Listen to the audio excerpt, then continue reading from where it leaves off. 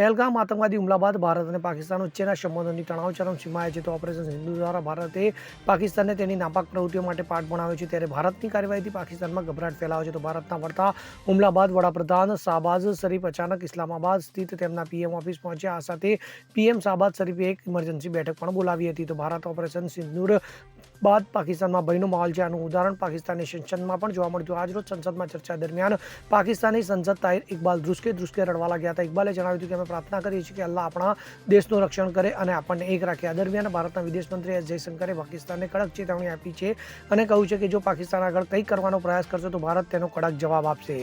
Bureau report CN24 news. હવે જુઓ દેશ દુનિયાની તમામ ખબરો તમારી આંગળીના ટેરવે. ઉઠાવો મોબાઈલ અને Google Play Store પરથી ડાઉનલોડ કરો અમારી CN24 ન્યૂઝ મોબાઈલ એપ.